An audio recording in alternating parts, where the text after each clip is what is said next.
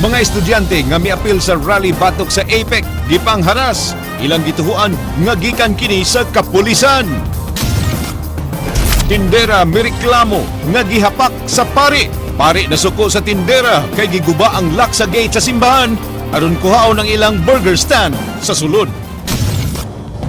28 ka mga kapitan sa Bukirang Barangay sa Sugbo mibiya sa BOPK ug mitapon sa Team Rama. Publiko gipahimangnuan patok sa mga nagdala og solicitation letter alang sa kalihukan sa mga empleyado sa gobyerno. Patay nga lalaki kilabay sa Bukirang Barangay sa Sugbo. Ulo giputos og sako.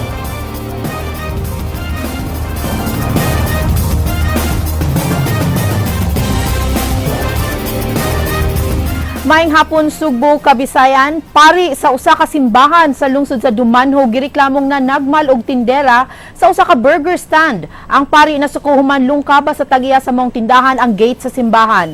Nasundan ang aksyon ni Leslie Caminada Vistil. Malabot, bakulasyon lang kay file og tiha. Kaya aron tubagon ako. Anda matubangon sa Cura Paroko sa San Vicente Ferrer sa Barangay Bituon sa lungsod sa Dumanhog nga si Father William Ibanez ang pasangil nga nanapat siya og babay. Iyang giangkon nga napuno siya sa attendant sa Big Mac Burger Machine nga si Teresita Zambrana ug sa grupo niini nga pugsanong miguba sa padlak sa ilang gate. Dugang sa pari, wa niya gisakang iyang tingog dihang iyang gisuna si Teresita kung nganong giguba ang padlak ug wa makapaabot kaniya nga mumata. Si Teresita matud pa mo'y unang nangisog. Akong giingnan, tinarong na ako ha, gusto lang ko makigsulti nga anong inyong gihimo na. Nga, gilakan naman na, may daghang gianan des pikas. Abliham lang na yung misa, na ba? Isog kayo, tingisuga. Kung sa'yo igsulti, ay kagula na, ilisan na mo. Amo na balitan na yun. Nadugay, nagkatubagay nami. Ako gid siya na nahapakan pero walang maigo. Nasayod si Padre nga siguradong mabaniog ang maong isyu tungod siyang estado. Nagpablatter na sab siya sa presinto ug magpaabot lang siya og kiha ni Teresita. Giangko ni Teresita nga gilungkab ang atubang ang gate sa simbahan aron makagawas ang ilang burger stand. Apan di gyud kuno siya mismo mo'y nangunay og lungkab. Ang iyang amo mo'y miguba sa lak ni adtong Miyerkules sa kadlawon kay nagdali aron di maabtan sa traffic kay layo pang ilang biyahe. Saksi sa mong pagpanglungkab ang tiglimpyo sa simbahan nga sinang Ereberta. Kok niya na kung sir. Baka naman sir, ikaw tubang sa pare sir, be? Kaday, sanay ko iti. Untag na kaya, matraffic sa highway. So, yun, kaya sa lang urasa. Basta nga, may lungkapon nga na ito, iisi na kandada niya na mo, sir. Kamu ilan namang giguba ang kandado? To nga, halang anong wala mo mananghid. Anak ko, ayun nanta mo paabutan si Padre. Anong giamliyahan man yung guba man yung kandado? Nung kailisan ko nun yung kandado. Diyan mag-ilisan lang, wala man mananghid ni Padre. Sa gipadalang text ni Teresita sa News 5, mi padayag kini nga di na siya mobalik ug paundangon na siya sa inahan tungod sa mong hitabo. Gani na hadlok siya nga imaldisyon sa pari. Gibarugan gyud ni Teresita nga gidapatan siya sa pari pinaagi sa paghapak siyang ulo duha kay gayon. Ang ikatulo nga labnutan unta siya sa buhok, wa kini makaabot. Alam ko ng istorya ko. Dukduk ka sa ulo. Murang nakita gamay. Kay doon naman gusto yung mga kanya, mga baligya. Unya dito sa pikas. Kay kung duol pa, malamparuhan gina ako. Kay isog man kayo. Hindi man, pwede pa din nga. Haki may dito sa'yo. Kasi, buwan na ko niya dahil sa ulo. Marabo ko atog na kuhan pa, nakarita nga. Rabihan niya, anong yung ato lang ko niya. Tubang ko nidagan ko, ma'am, ganang ganto si Igo pa kay anti ka niya sa ulo, giana ko niya, ma'am. Nasayran nga buot ni Padre nga ipagawas sa compound siyang parokya ang maong tindahan aron di magdalag hugaw. Samtang dugay na sabdi ay nga nagplano ang kadagkuan sa Big Mac nga ila kining buhaton. Matud sa Dumanhog Police, ila pang ipaubos sa evaluation ang mga reklamong gisangat sa duha ka habig kay puros man sila dunay rason kung nganong mopasa ka og kaso. Sa krimen niya kuan sa malicious kuan sa mischief na ang sa trespassing na nawa brato kay ang sa trespassing good private property man ya ato lang iko ang church nahulog na siya sa kuan sa ana. Unya paghuman, di sila magkasinabot, unya kung sa ilang ipasakang kakaso natural na siyang ikuan og ang element sa crime na pasok ba. Alang sa Aksyon Bisaya, Leslie Caminadi Vistil. Gikondena sa Archdiocese of Cebu ang gihimo sa pari sa Dumanhog nga nanagmal og tindera. Nagpaabot sab sila og formal nga reklamo aron masugdan ang investigasyon. Nahinabay ni Andrea Patenya ang tigpamaba sa Archdiocese of Cebu bahin niini. Wa pa nakasugod sa ilang formal nga investigasyon ng Archdiocese of Cebu kabahin sa reklamong pagpanapat sa pari sa bituon Dumanhog sa tindera ug burger stall.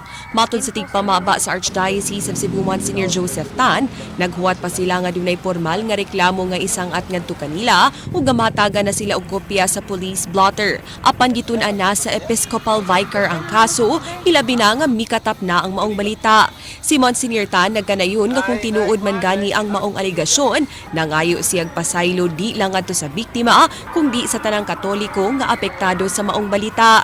Matud pa, way katungod ang mga pari nga manapat sa uban kay sukwahi kini sa mga pagtulunan nga ilang gipang sangyaw. Kay kita sa simbahan, the Archdiocese in particular, the Archdiocese do not condone any form of violence, no, done to another person, no. Much more if responsible for the action is a pastor, no, or a priest of our church, no. Kay I have always been telling people since yesterday nga in the age of Pope Francis, ang envision nato nga image sa parish priest is a people's priest, no. Dugang ni Tan, tunan pa sab nila kung do na pabaylaing mga reklamo batok sa maong pari aron pagsuta kun unsa nga silot ang angay ipahamta ngadto kaniya. Di pa makasulti si Tan kun masuspenso ba si Father William Ibanez, apan sigurado siya nga kung tinuod man gani ang alegasyon, manduan sa simbahan ang pari sa pagpangayog formal apology ngadto sa tindera. First concern nato nga walay serious damage on the physical health of the victim.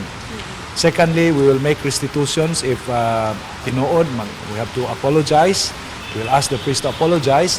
And then kung nasa grievance against the person, it can proceed from there. Ikiha niya also, but if he wants to kiha, kaya mag-accuse man niya nga ni trespass lagi kung property or nang guba o lack or something, but the apology has to be given because it is due to the person na biktima. Panawagan sa biini ngadto sa mga parokyano nga unta, inay kontrahon ang nalambigit nga pari, mo reach out na lang sila ngadto kaniya ug labaw sa tanan, ila kining iampo. I hope also nga ang iyang mga hingtungdan will also somehow reach out to him in these difficult days to see nga makatabang sila to ease the tension, no, sa sitwasyon sa area, to also do something for their part kung sila mahimo nga ang pari also will learn from the mistake that was committed, and I always encourage the parishioners to especially pray for him during this time. Alang sa Aksyon Bisaya, Andrea Patenya. Mga senior citizens gitambagan nga adto mo claim sa ilang financial assistance sa designated area sa ilang barangay. Ang wa makakuha mahimong mukubra karong Lunes sa City Treasurer's Office sa Dakbayan sa Subo. Kini ang gisundan na aksyon ni Ray Pasaporte. Gipapauli ang mga senior citizens nga mi-claim sa ilang financial assistance ganiha sa Plaza Subo. Diin gipanghatag ang mga financial assistance sa mga persons with disabilities. Actually, before ta nag-start sa senior distribution gahapon, tanan gi-inform nga ang katong dili makakuha ari sila City Hall on Monday na. Matud sa Pangulo sa Department of Social Welfare Service Office Esther Concha, adto sila angay mo claim sa ilang financial assistance sa lugar, diin gipang apod-apod ang ilang assistance. Anong kuari man yun dili nga masayahay man ang barangay. Taga dito sila, komportable sila kung naa dito sa ilang lugar. Kagahapon katunga sa gidaghanon sa mga senior citizens ang nakaklaim sa ilang financial assistance. Ang wala makaklaim sa ilang financial assistance mahimo nga mukubra niini karong Lunes adto sa City Treasurer's Office. Karong adlaw, ang mga PWDs nakadawat og tag 1,000 pesos nga financial assistance. Kini ang ikatulong higayon nga gipang-apod-apod ang financial assistance nga mokabat og 5,000 pesos karong tuiga. Matud ni Concha, ang nahabiling 2,000 pesos ihatag ni Mayor Michael Rama karong Pasko. Alang sa Aksyon Bisaya, Ray Pasaporte.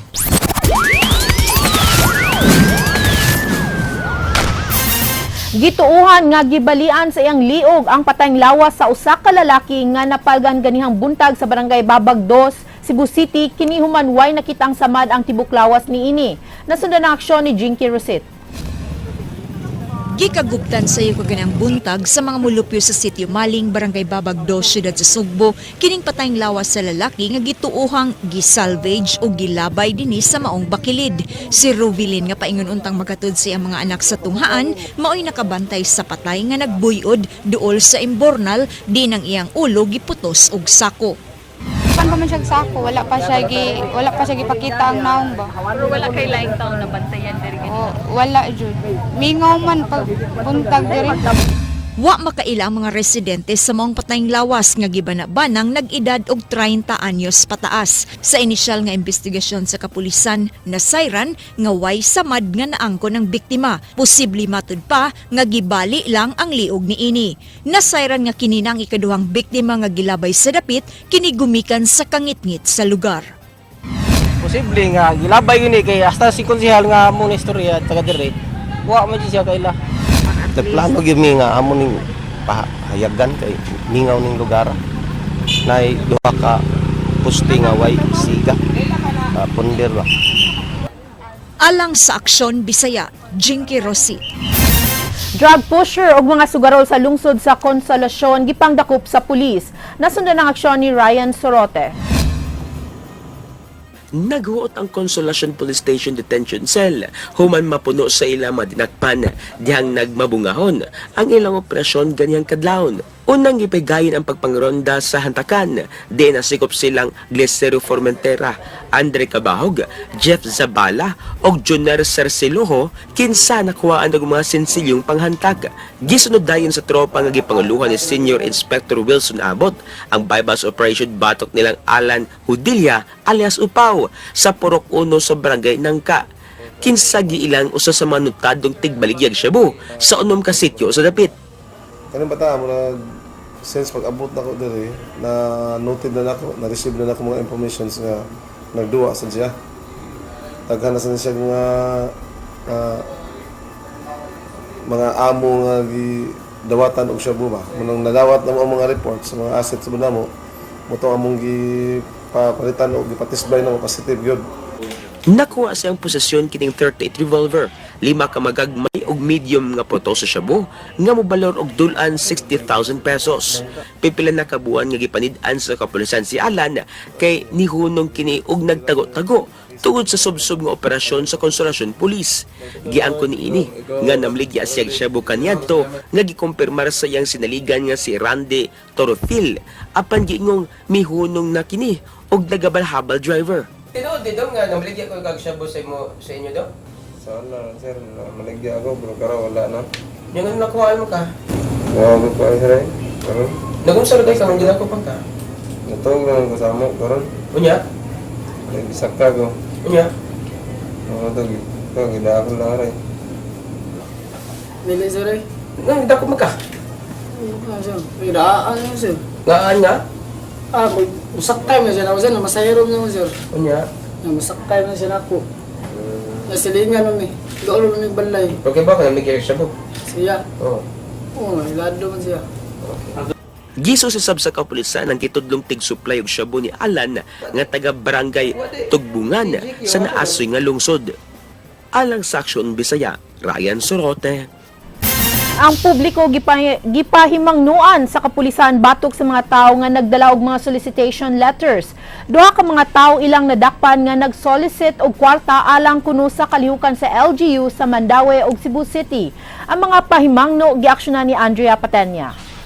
Nagtingkagol karon sa Mandaue City Police Station 1 kining duha ka mga lalaking nasakpan nga magpada og mga solicitation letters sa mga establisamento gamit ang pangan sa gobyerno. Ang mga dinakpan mao sila si Emmanuel Ravina, 52 anyos nga taga Pardo ug Jonathan Avelino, 28 anyos nga taga Talisay.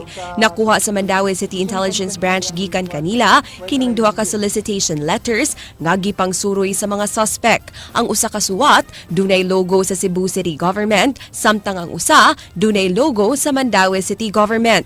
Pareho ra ang unod sa duha ka suwat di inangayo silag pinansyal nga suporta alang sa basketball tournament sa duha ka mga LGUs. Wa kini pirma nila ni Mandaue City Mayor Jonas Cortez ug Cebu City Mayor Michael Rama. Ug ang mga mipirma lang mao sila si Eddie Seniza isip chairman, Roel Kanya isip secretary ug Buboy Milan isip co-chairman. Nangayo silag 5,000 pesos nga sponsorship alang sa papremyo sa ilang mugna-mugna nga tournament. Nasayran nga usa ka tuig na di ay kining gibuhat ni Ravina ug pipila na katindahan ang iyang nailad.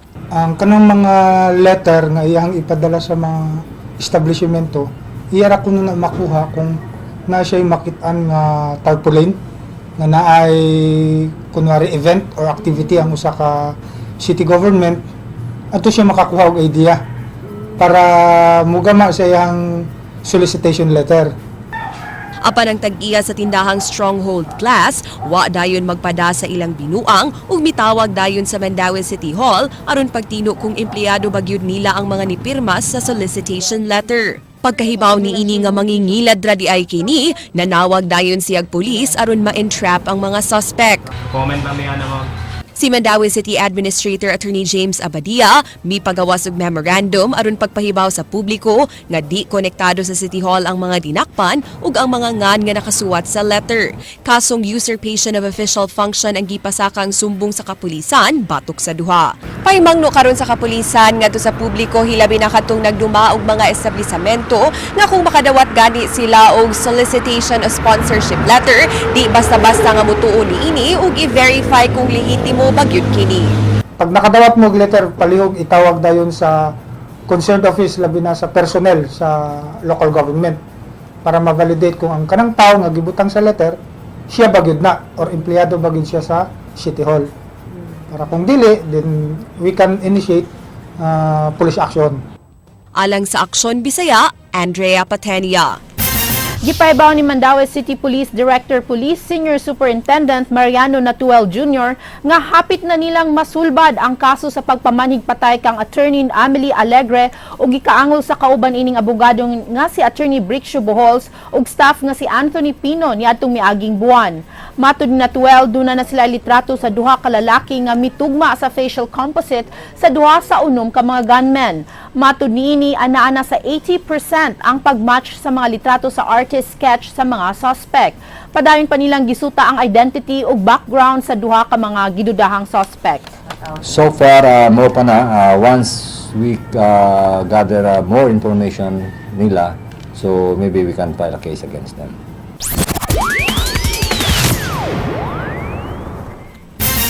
Siyam ka pamilya nga nagpuyo sa Doña Pepang Cemetery gi-relocate sa City Hall ngadto sa Barangay Lorega, San Miguel. Gipasalig sa City Hall nga dili ma-demolish ang nahabilin nga mga balayng hantud nga makakita og relocation site alang kanila. Ang demolition sa mga balay gi-aksyonan ni Ray Pasaporte. Gitiwas og guba sa probe team ang siyam ka mga balay sulod sa Doña Pepang Cemetery nga himuong usa ka heritage park. Wa matiwas og guba ang mga nahabiling balay sa milabay nga buwan tungod sa pagbabag sa mga residente nga gipaluyuhan sa City Council. Actually, nidamnok yun sila sa City Council. Niya mo ito nagpatawag o sa ka executive session. Nito nga ako dito, niya na-explikaran yun sila, nalamdagan sila nga walagi na, dili pa na ito i-touch ang sa ilawom. O niya, kinipag yung 9 nga nasa tubangan. O niya, naklaro yun, nahusay yun dito ang ilahang relocation. Matod sa acting head sa probe Wendell Senas, aduna na relocation sa Barangay Loriga, San Miguel ang siyam ka pamilya. Apan si Lula Linda kansang mi question sa gibuhat sa probe. Ang siyam wala pa nakatukod diin ato nila butang ang ilang mga butang ato na sila dapat diha ba dayon bisag wala pa sila nakatukod. Ingon ana baday pwede ba di ay karon voluntary mi guba sa balay. Nya karon naguba na. Nganong naa pa may uban nga wala mo gawa. Wa nila guba. Nagiuna na ironing naguba na. Nabalaka ang ubang residente nga nagpuyo sulod sa Doña Pepang nga sila na usab ang isunod pag-demolish sa umaabot nga mga adlaw. Apan gipasalig ni Senas, dili sila ma-demolish hangtod nga duna sila relocation site. Para na sila peace of mind. So ang go signal pa yun nato is kini pang sa tubangan kining Nuybira kamo. So dili pa ta mosulod. Alang sa Aksyon Bisaya, Ray Pasaporte. Gumikan sa mas taas nga panahon sa El Nino, naglaraw ang Provincial Disaster Risk Reduction Management Office nga lugwayan ang province-wide state of calamity. Nagsunod sa aksyon si Jinky Rusit. Human gipaybaw sa buwatan sa pag-asa nga mulan at pahangtod buwan sa Mayo sunod tuig ang El Nino, ang provincial capital na Balaka nga basin og di na kaigo ang supply sa relief goods nga iapod-apod sa mga apektadong local government units. Sa pagkakaron, kaigo pa ang pondo sa mga pagkaon ug school supplies sa Provincial Welfare and Development Office nga mula na hangtod Nobyembre. Tungod ini, naglaro ang Provincial Disaster Risk Reduction Management Office sa pagpahigayon og council meeting aron isgutan ang posibleng paglugway sa deklarasyon sa province-wide state of calamity. Kung sa declaration atong mananggit punta sa kanang provincial board, atong hangyon ang members sa council kay this is now becoming a national concern na, di ba? Ang Cebu nagunaon na tab, but now it's being picked up by the national media ang panginahalan sa pagpangandam sa El Nino.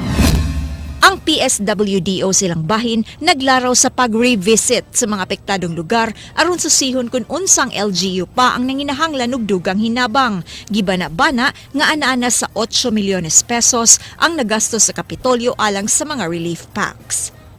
Ang relief goods is ongoing, so we make sure, ongoing man ang repacking, sige man wala man yung undangan, so we make sure that there will be enough goods. Coordinating also with the DSWD region for augmentation. So nagpadala na mig letter dito to request for augmentation from their goods. Although lahi po ang ilang packing kay sa province. Alang sa Aksyon Bisaya, Jinky Rossi. Duha ka mga truck ang temporaryong gitanggong sa Provincial Anti-Illegal Fishing Task Force sa Kapitolyo human sila makuha og mga pinabuthang isda nga ihatod unta sa merkado sa Balamban ug Dumanhog. Ang usa ka truck nagkarga og 6 ka kahon sa isdang tuloy samtang ang usa ka truck dunay 19 ka mga kahon sa samang isda. Matud sa task force gikan sa Medellin ang maong mga karga. Wa mitugan ang duha ka mga driver kung kinsa ang nanag-iya ini. Ang mga isda posibleng ihatod sa CPDRC aron himuong rasyon sa mga inmates. Positive kay doon naman may kauban nga fish examiner si Mr. Cordelia.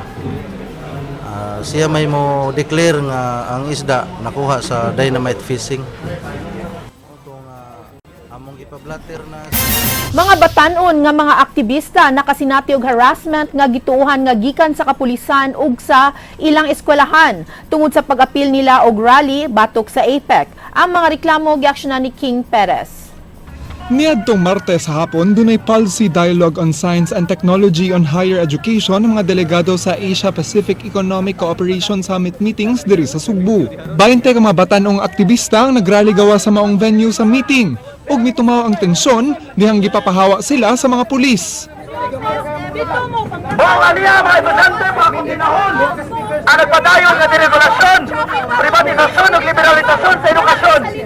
Karong tuiga, unsayan sa technology in higher education.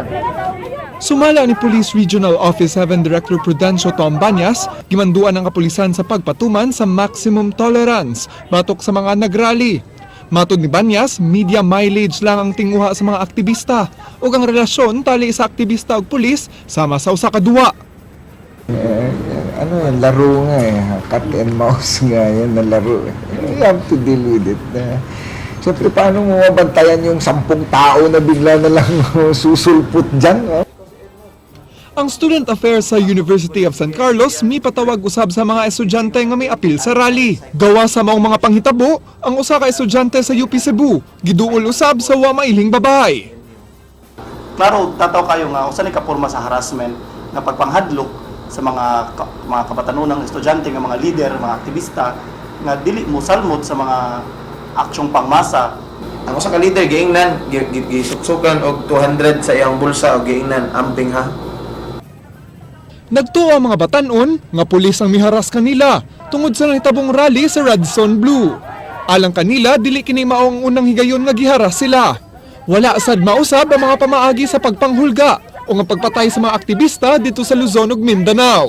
Alang sa mga aktivista, wala sila sayop ug igo lang sila mipadayag silang sentimento.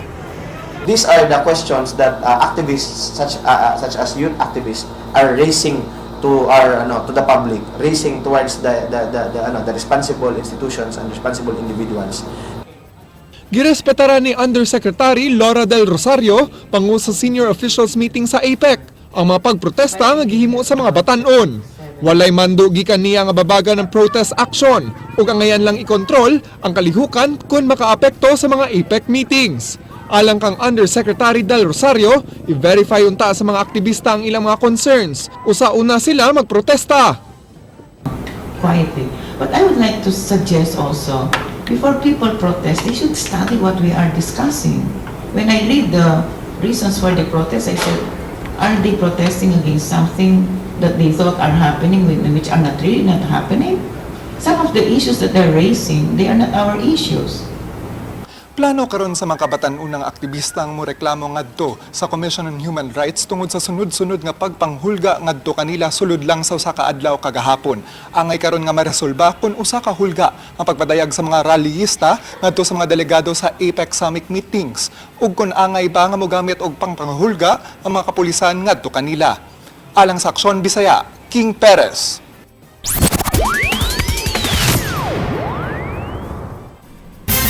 Sa dagan sa politika sa dakbayan sa Sugbo, ubay-ubay na nga mga kapitan ang mibali ngadto sa Team Rama. Matud pa ni kanhi Konsehal Joey De Luz, ilabi na katong naa sa Bukirang Barangay. Nagsunod sa aksyon sa politika sa dakbayan sa Sugbo si Ray Pasaporte.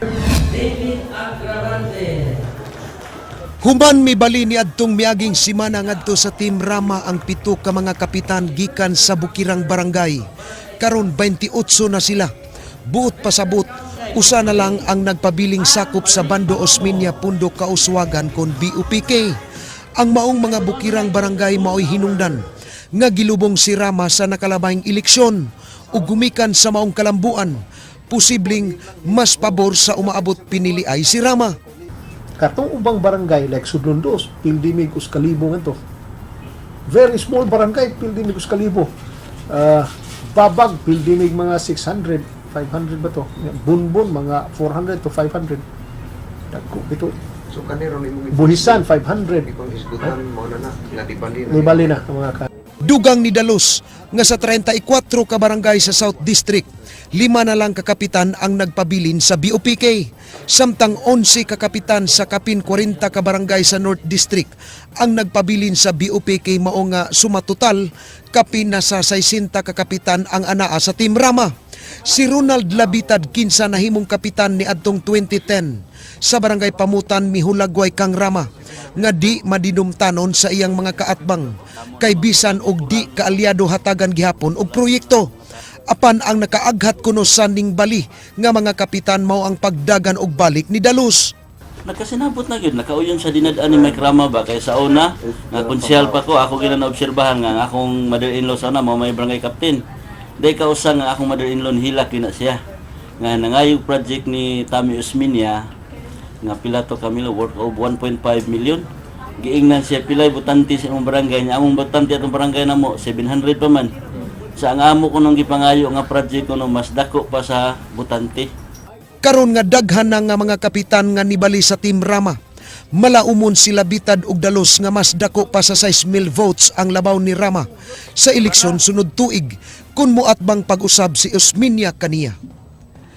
Alang sa Aksyon Bisaya, Ray Pasaporte. Nagkahiusa nga mipaabot silang pasalamat nga tukang Cebu City Mayor Michael Rama ang mga nagpuyo sa yuta ubos sa 93-1 kini human migahin ang City Hall og budget sa pagpalit niini. Naglawom ang City Hall nga ining paagiha magsulbad na ang dugay ng problema sa syudad ug sa Kapitolyo. Nagsunod sa aksyon si Ray Pasaporte. Gikan sa Plaza Independencia samtang nagdala og placards, naglakaw ang mga beneficiary sa 93-1 paingon sa City Hall diin duna sila gipahigayong programa. Kini aron pasalamatan si Mayor Michael Rama. Nasayran nga ni gahin og 500,000 pesos ang syudad aron ibayad sa kagamahanan sa probinsya sa Sugbo alang sa lot acquisition sa 93-1.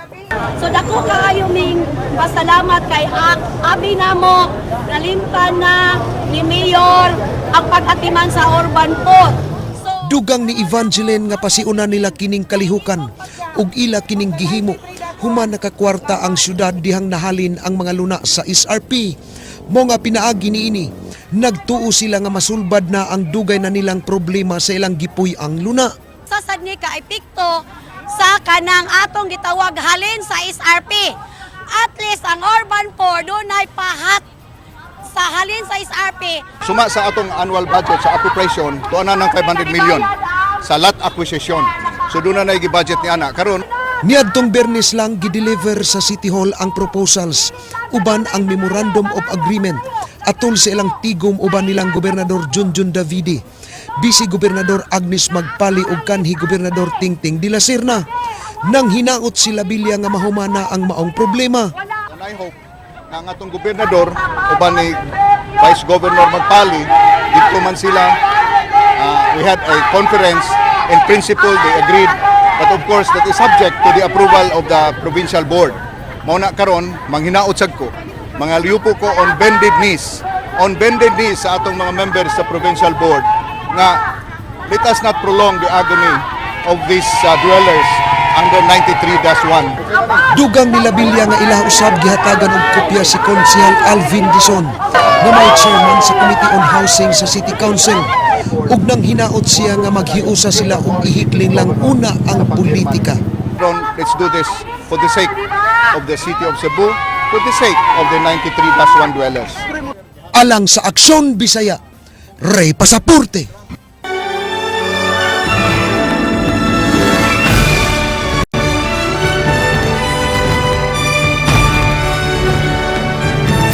Mahuman na sunod semana ang unang hugna sa APEC meetings dinhi sa Sugbo. Unsa kay mga importanteng issue ang nahisgutan sa mga panagtigom? Nagsunod sa aksyon sa mga kalihukan sa APEC si King Perez. Gibutiag sa pangu sa APEC Senior Officials Meeting Under Secretary Laura Del Rosario nga nagagamay na ang mga meeting sa mga miaging adlaw. Subay sa naghinapos nga unang set sa mga meetings dinhi sa Sugbo nga kutubra karong Setyembre 8. Gibana-bana nga naa sa 5 ngadto sa 6 ka meeting sa lang ang mahimo matag adlaw.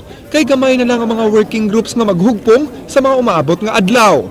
Dunay 3 ka features ang 3rd Senior Officials Meeting, dinlakip na niini ang institution building, social equity ug environmental impact nga tukion sa mga delegado. Nasayran nga aron maayo ang mga institusyon sama sa gobyerno ug makabot ang equity sa usa ka member economy, kinahanglang dunay quality ug accessible ang edukasyon. Mao nga sa speech ni Undersecretary Del Rosario, iyang gihumugatan nga hinanali ang pagpatuman sa K-12 program sa education system sa Pilipinas.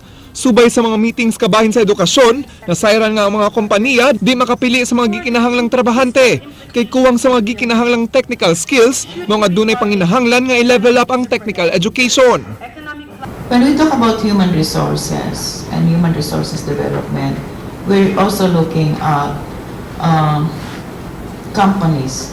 Sometimes they say that they cannot find the workers that they need. And of course, for some of our universities, they might think, okay, what are these skills that you want? And for some, maybe they might be technical skills.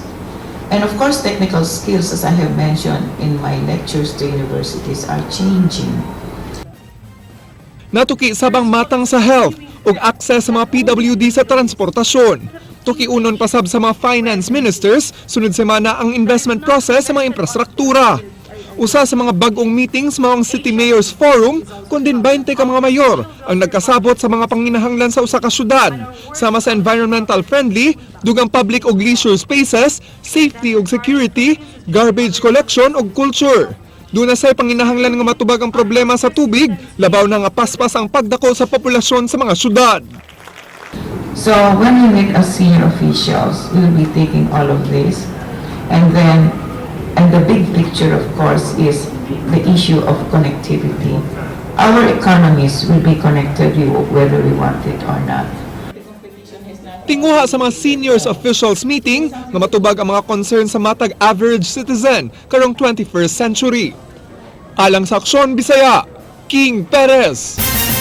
Misaad nga mas pakusgan sa smart communications ang ilang signal aron mas daling makitaan sa ilang mga subscribers ang ilang mga gisuportarang proyekto sama sa Cebu Guide app sa InoPub nga gamit kay karon sa mga delegado sa APEC. Nagsunod sa aksyon si Jinky Rosit. Sayon na lang karon alang sa mga delegado sa Asia Pacific Economic Conference nga mo access sa mga top tourist destinations sa Sugbo. Pinagis updated nga Cebu Guide mahimo nang makita ang mga kinaham nga heritage site, white sand beaches, island hopping destinations ug ang mga labing nindot nga accommodation ug pagkaon sa Sugbo. Ang mobile application mahimong i-download sa Google Play Store alang sa Android phones ug Apple App Store alang sa iOS. Gipaybaw ni Max Limpag, ang founder sa InoPub, nga ang maong digital tourism dako og matabang sa natad sa pagpalambo sa turismo sa Sugbo. Ang app directory dunay kumpletong listahan sa accredited tour guides ug operators. So some of the tour guides, some of the tour operators, some of the companies were no longer accredited in the recent release. So we had to update that to make sure that those who are listed there are really accredited service providers. Ang InoPub ug Smart Communications nga mo'y katambayayong sa provincial government ining maong programaha naglaro sa pagpaligon sa relasyon sa mga Sugbuanon ug sa mga lokal ug langyawng turista. She mentioned that for every delegate, we're spending about $100, not including the hotel and the transport. So this is very important. So it's not only for the delegates, but more than that. Ug aron mapuslan ang paggamit sa maong mobile app, mipasalig ang Smart nga mas pakusgan pa ang ilang internet service sa publiko. Now, an added benefit for them is that because we are there, we are training them, naturally we would have to enhance our network coverage in those areas because those are data, they require data connectivity. Alang sa Aksyon Bisaya, Jinky Rosit. Mokadto ang tunga sa oras nga pagbalita sa Aksyon Bisaya. Mga balita nga pundasyon sa ligdong nga opinyon o konkretong solusyon. Ako si Georgia Herrera. Bisan asa, bisan kanusa, kapatid. Kay di lang kutob sa balita, Aksyon